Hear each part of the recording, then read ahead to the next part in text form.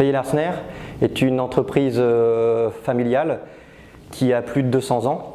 Donc nous sommes transformateurs de foie gras et de viande de canard et d'oie.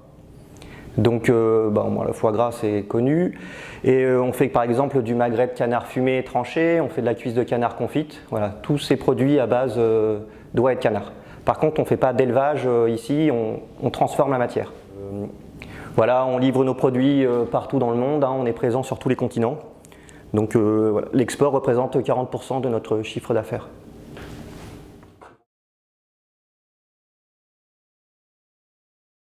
Donc, il y a 130 personnes qui travaillent, dont 60% de femmes. Nous avons différents métiers, donc toute la partie transformation du foie gras est réalisée par une équipe de cuisiniers, des gens qui ont suivi un cursus de cuisinier et qui ont travaillé avant dans la restauration, voire la restauration gastronomique et étoilée. Ensuite, on a plutôt des opérateurs de conducteurs de machines pour le remplissage et le conditionnement. Et après, on a toute une équipe plutôt de femmes qui fait la préparation de commandes et puis la partie logistique pour livrer nos clients.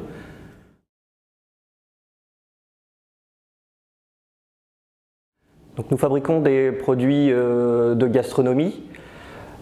Et pour travailler le foie gras, par exemple, pour déveiner un foie, c'est des opérations qui sont manuelles. Pour former du foie gras entier, ça ne peut pas être non plus automatisé.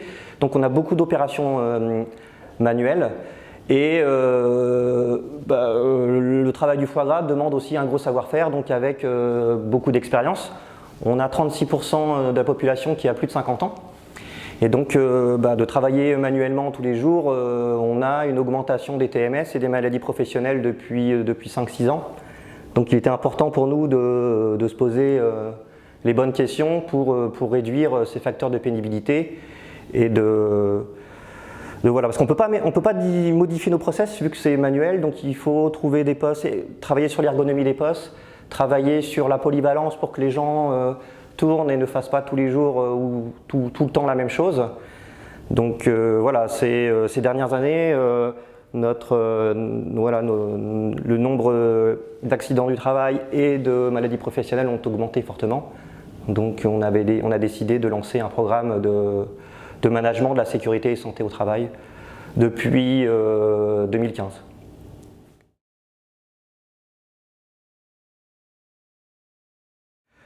Et donc pour travailler sur la réduction de la pénibilité, pour moi tout le monde doit travailler sur ce sujet, c'est pas qu'une personne, le responsable sécurité dans son coin, parce que pour moi la sécurité c'est l'affaire de tous.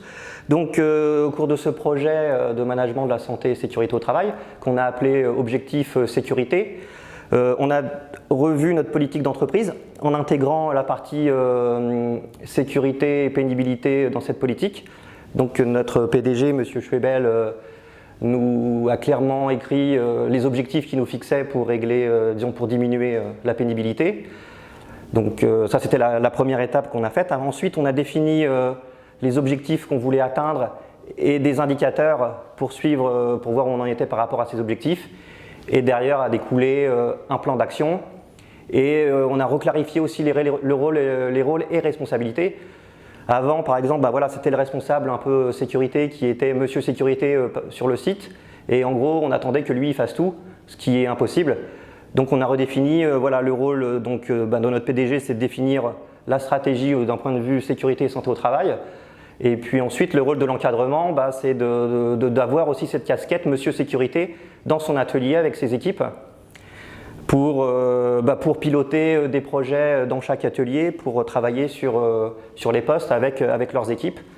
Donc par exemple, tous les jours, on a une petite réunion qu'on appelle feillet.com où on a un pavé qui est spécifique à la sécurité et donc il y a une animation autour de ça. Donc on parle bien sûr, est-ce qu'il y a eu des accidents ou des presque accidents, mais on va aussi parler aussi si on a vu des risques, tout ce qui concerne la sécurité et la santé au travail.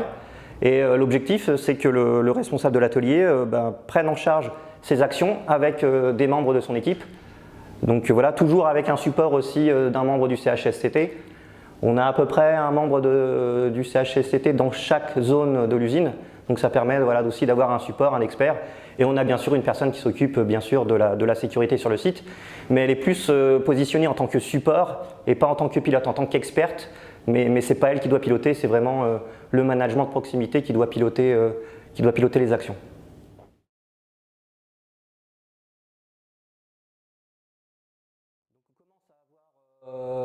Quelques résultats.